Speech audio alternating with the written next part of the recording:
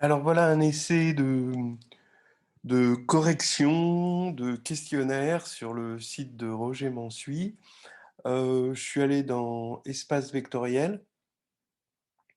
Alors bon, c'est un essai dans le sens que bon, on va essayer de balayer un peu ces questions-là. Et si ça vous plaît, ben, vous allez, vous me le direz. Et puis si ça vous apporte rien, ben, voilà quoi, hein, je comprendrai tacitement. Alors, on balaye ces questions parce que disons qu'il y a quand même plusieurs types d'exercices. Il y a des exercices qui sont des archétypes d'exercices, des exercices qu'on apprend comme une fable de La Fontaine et qui ensuite, comment dire, devient ferment en nous et puis nous fait progresser comme ça de l'intérieur. Mais ça passe par une, le fait d'apprendre quand même quelque chose, de bien regarder la correction. C'est un exercice que généralement on ne sait pas faire dès le départ. Et puis, bon, ben, inversement, complètement à l'opposé de cette forme d'apprentissage, il y a aussi l'exercice qui consiste à faire des toutes petites choses, quelque chose pour se sentir à l'aise dans son élément, pour pas se sentir noyé dès qu'on nous parle de quelque chose. Et ces toutes petites questions permettent de se promener dans une grande variété de l'apprentissage. Et je trouve ça assez intéressant en soi. Alors on va commencer. Donc l'ensemble des suites monotones est un sous-espace vectoriel de Rn. Bon, alors monotone, bah ouais, mais si on ajoute une croissante à une décroissante, qu'est-ce que ça va faire? Ben, a priori, ça va être faux, hein. Bon, alors je vous préviens, je l'ai déjà fait une fois, le questionnaire, l'histoire de faire un passage sans trop me ridiculiser. Parce que des fois, on lit des choses et puis on lit un peu vite. Il y a il y a des angles morts de la question. Et et puis des fois, on est un peu trop rapide. Alors bon, du coup, je voulais pas trop me ridiculiser. Donc j'ai déjà fait avant. Donc bon. Alors l'ensemble des suites bornées est un sous-espace vectoriel de Rn. Bon, bah, quand on ajoute deux suites bornées, hein, ça fait une suite bornée. Hein, c'est quoi? Finalement, c'est la norme, hein, c'est les définitions de la norme. Vous avez l'inégalité triangulaire qui nous sert à ça. Et puis quand on multiplie par une constante, donc là, bon, ça reste borné, donc là, ça va être vrai. L'ensemble des suites périodiques est un sous-espace vectoriel de Rn. Bon, bah voilà le truc où typiquement je m'étais planté à la première lecture. Périodique, non. Si ça avait été des fonctions périodiques, ça aurait été un autre problème. Mais là, des suites périodiques, si vous avez une période n et pour une suite u et une période m pour une suite v, ben vous êtes sûr que nm va être une période pour u plus v. Et même, je dirais plus, hein, vous avez le ppcm hein, qui est là. En fait, l'ensemble des périodes d'une suite, bah, ça va être un sous-groupe de Z, on peut le voir comme ça, et un sous-groupe possède toujours un générateur. Donc, quand vous allez regarder les périodes de U plus V, bah, vous allez au moins avoir, au moins, hein, l'intersection des deux sous-groupes qui correspondent aux périodes de U respectives et de V. Et donc, vous allez avoir ce ppcm qui va, qui va apparaître. Mais attention, hein, c'est un minimum. Après, vous pouvez avoir mieux. Vous pouvez prendre UN et moins UN. Vous voyez bien que vous avez comme période 1. L'intersection de... Oui, je parle de période 1 quand on ajoute UN à moins UN puisqu'on a 0. L'intersection de deux sous-espaces vectoriels est un sous-espace vectoriel. Moi, oui, ah oui, alors là, c'est vrai. Et là, l'intersection, oui, c'est vrai. Bon, ça, on l'a vu en cours. Soit FG, deux sous-espaces vectoriels de E, tels que F plus G égale à F inter G, alors F égale G. Bon, ça, c'est encore un truc qu'on a vu en cours. F et G sont coincés entre F inter G, hein, à gauche, et F plus G à droite. Donc, quand il y a égalité, bah forcément, ça veut dire, c'est comme un théorème des gendarmes, hein, on va avoir une égalité, F et G vont être coincés entre les deux. Donc, forcément, F va être égal aux deux et G va être égal aux deux aussi. Donc, il va y avoir égalité. Donc là, c'est vrai. FG de sous-espace vectoriel de E, tel que F plus G égale F, alors F égale G, ben non, vous voyez que G peut être égal à 0, peut être égal à F. Bon, ce qu'on sait, c'est simplement que G va être inclus dans F, mais c'est tout, hein, donc ça c'est faux. Soit F, G, H, trois sous-espaces vectoriels de E en somme directe, alors F inter G égale F inter H égale G inter H égale 0. Alors attention, hein, faut bien réfléchir là. Faut pas aller trop vite. Ben oui, s'ils sont en somme directe, forcément on a ça. Mais c'est la réciproque qui est fausse. D'accord? Faut pas se dire ah oui, j'ai entendu parler, il y a un piège, etc. Faut bien réfléchir. Donc là, ça c'est vrai, mais la réciproque est fausse. Et on l'a vu avec les trois droites dans le plan. Donc là, c'est vrai, mais la réciproque est fausse. Alors que la réciproque aurait été vraie si on avait eu juste deux, hein, sous-espaces vectoriels. La suite constante égale à 1 appartient à l'espace engendré par les suites. Ben, on a envie de dire, alors là c'est le piège, et puis on en avait parlé l'autre fois avec Claudine.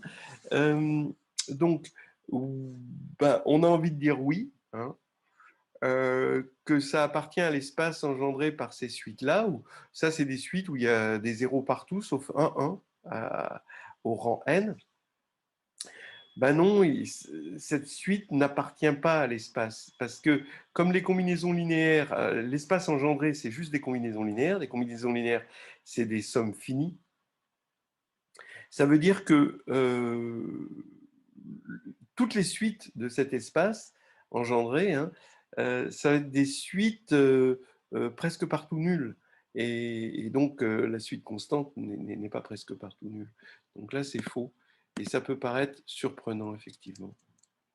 Soit A et B, deux parties de E, alors vect de A inter B est égal à vect de A inter vect de B.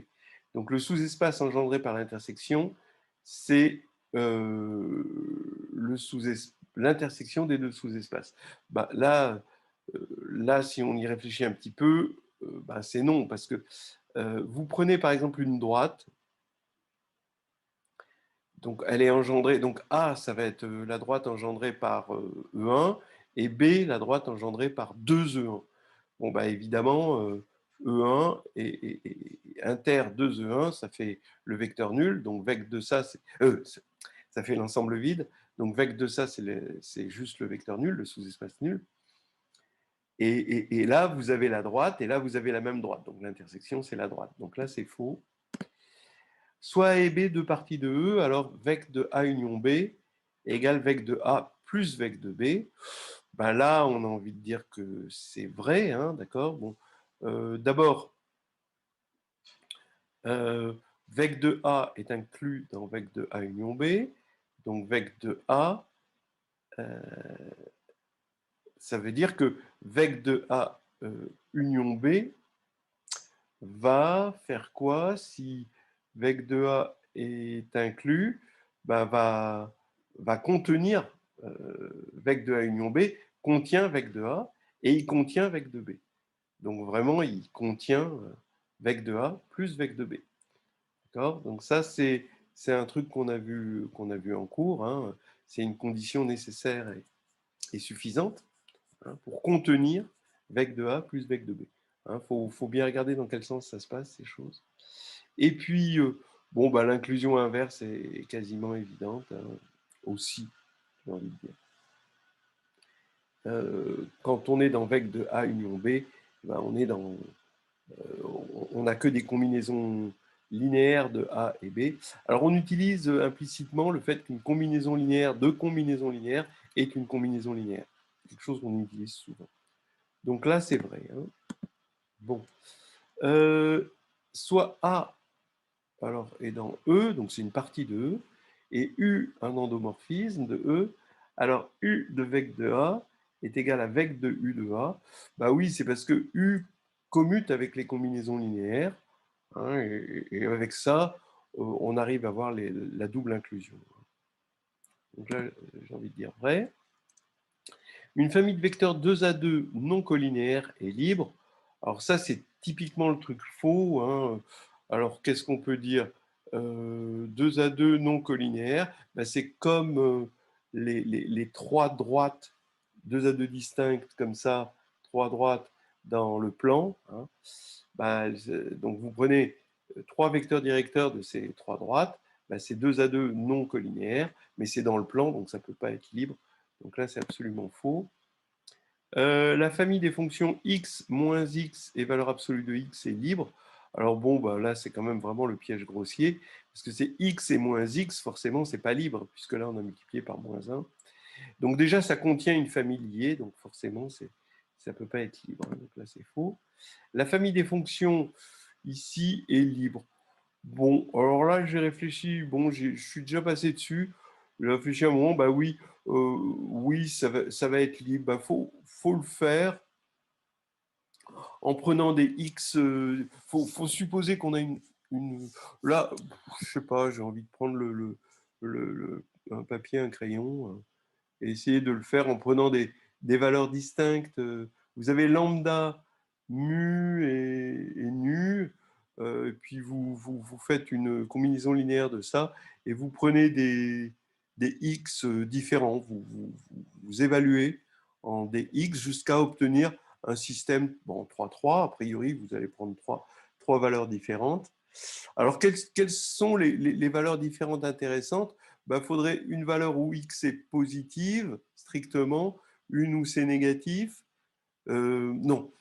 Euh, oui, une où c'est négatif pour faire une petite différence.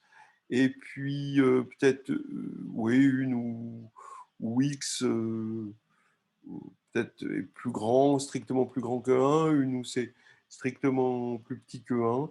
Je sais pas, bon, en tout cas, il faut faire des essais comme ça, puis on voit que ça marche.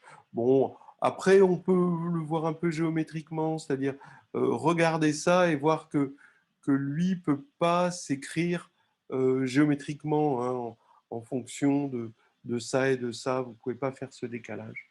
Bon, donc là, bref, ça va être vrai. On a une famille libre, et quand on ajoute x à la famille libre, est-ce qu'on a une autre famille libre? Prenez x égale moins E1, et vous allez voir que vous aurez 0 ici, et donc ça peut pas être libre, donc là c'est faux. Alors on a deux familles au même nombre d'éléments, et là c'est une famille libre. Est-ce que la somme de deux familles libres est libre? Non.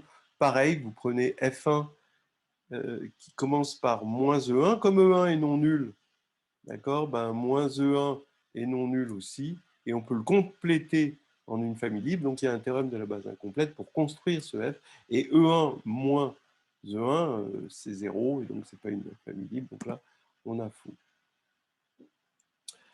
Tout élément du sous-espace vectoriel engendré par les vecteurs x1 hein, est une combinaison linéaire de ces vecteurs. Bah oui, oui, ça c'est vrai.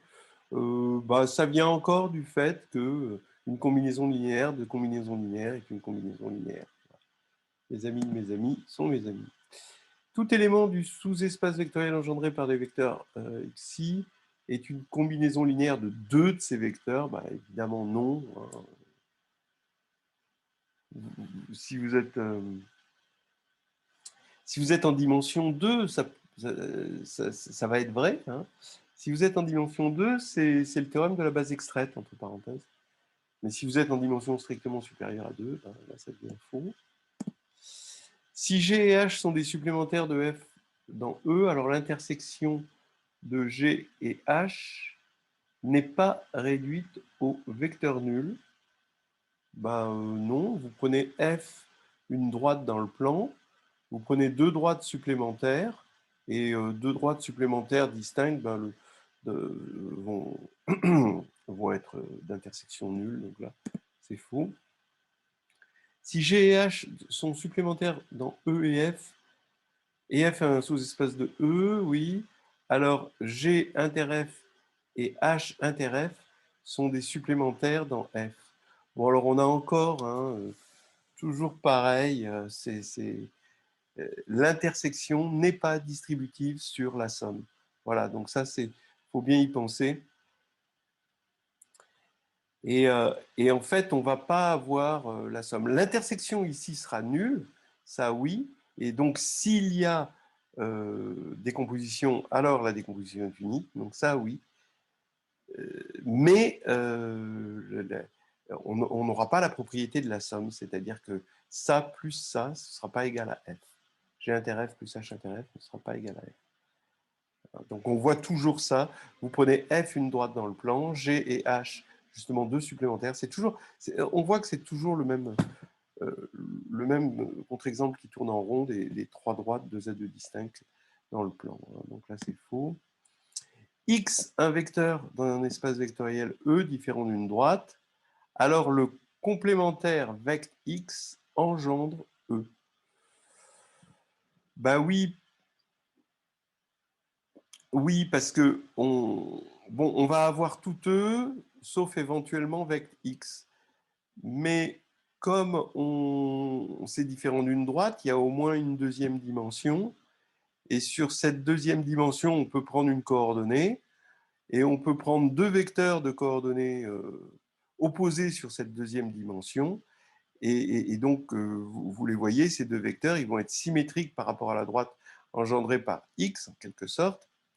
Et donc, la somme va être sur vec x. Donc, ça va engendrer aussi vec x. Grâce à cette deuxième dimension, donc on se sert du fait que c'est différent d'une droite.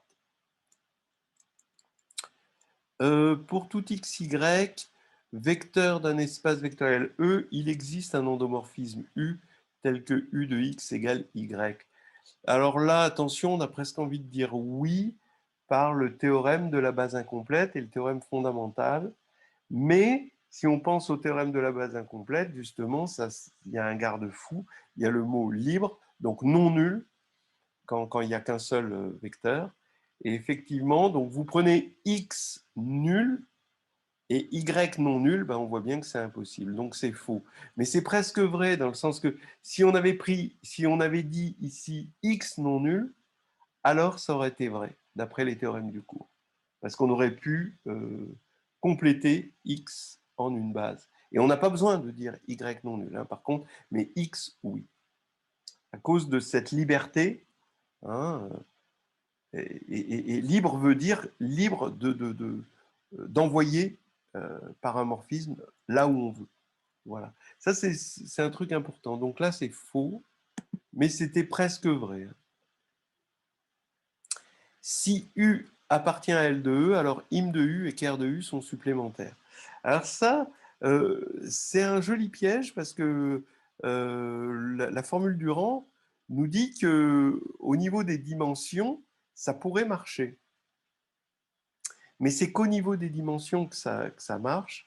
Vous prenez déjà en dimension 2, sur une base de K2, E1, E2, la base canonique de K2, bah, E1, vous l'envoyez vers 0, le vecteur nul, E2, vous l'envoyez vers E1, et ben vous voyez que ker de U, c'est la droite engendrée par E1, et im de U, c'est aussi la droite engendrée par E1, donc ils sont carrément égaux, donc c'est pas supplémentaire.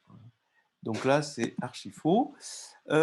Si U est dans L de EF, alors im de U est isomorphe à tout supplémentaire de ker U. Alors attention, là, c'est plus égal, c'est isomorphe. Alors oui, puisqu'ils ont la même dimension, grâce à la formule Durand. Donc vous voyez que ça, c'est venu corriger ça. Et là, ça devient vrai. Donc isomorphes parce que à partir du moment où deux sous-espaces ont même dimension, ils sont isomorphes. Hein, de même dimension finie. Deux espaces de dimension infinie, ça peut être infini dénombrable et infini non dénombrable. Là, ça ne va pas être isomorphe. Alors, attention. Si U, V et dans L de E sont dans L de E, alors im de U plus V égale im de U plus im de V. Alors, U plus V, ben là, on est sûr d'une chose, hein, c'est que im de U plus V, ça va être des éléments de la forme U plus V de X, alors que im de U plus im de V, ça va être des éléments de la forme U de X plus V de Y. Donc, a priori, c'est pas la même chose. D'accord, parce que U plus V de X, c'est U de X plus V de X. Donc, on va avoir une inclusion évidente de là vers là, mais dans l'autre sens, non. Donc, on a envie de dire faux. Alors, il faudrait quand même un contre-exemple. Bon, je vais dire faux. J'ai envie de jouer mon joker sur le contre-exemple.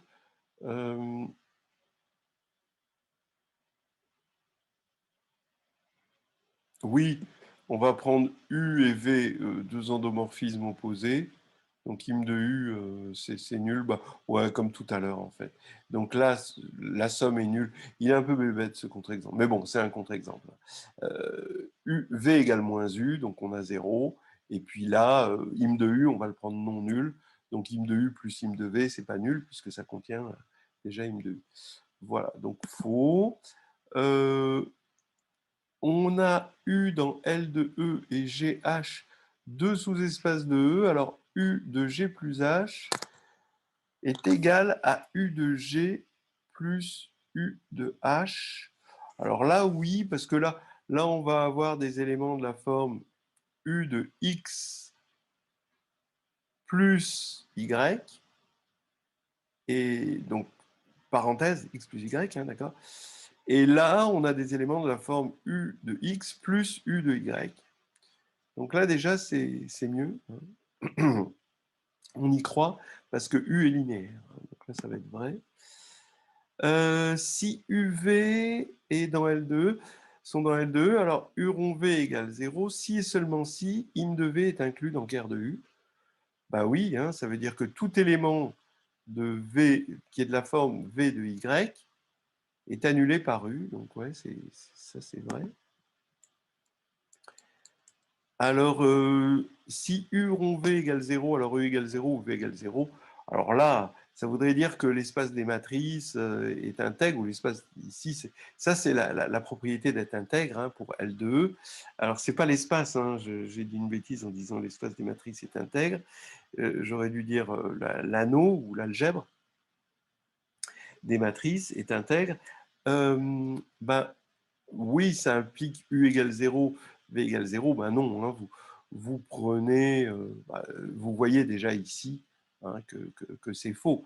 Hein, j'ai donné le contre-exemple déjà avant. Donc vous prenez U qui envoie E1 vers 0, E2 vers E1, et V égale U. Alors on a im de U est inclus dans ker de U. Hein, donc on a U rond U égale 0, et pourtant U est non nul. Donc ça, c'est archi faux. Donc ça amènera à la notion d'endomorphisme nilpotent aussi, hein, par exemple, si on veut que U soit égal à V. U est un nilpotent non nul. Il y a des nilpotents non nuls. Si U rond V égale V rond U, alors U de ker V est inclus dans ker V.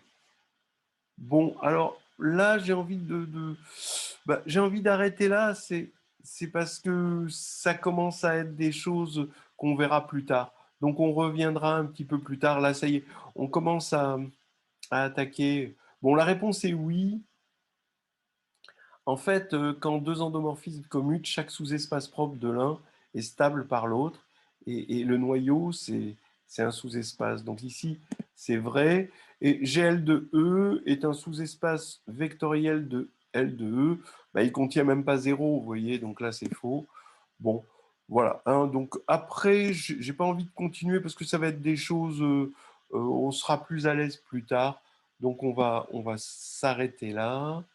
Euh, voilà. Bon, bah, vous me direz si ça vous a été utile. Et puis, en tout cas, c'est pas compliqué pour moi de faire ces petites choses. J'ai juste la petite prise de risque à chaque fois que je clique.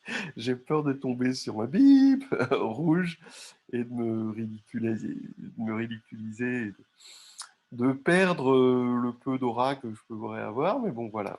Très bien. Allez, à bientôt.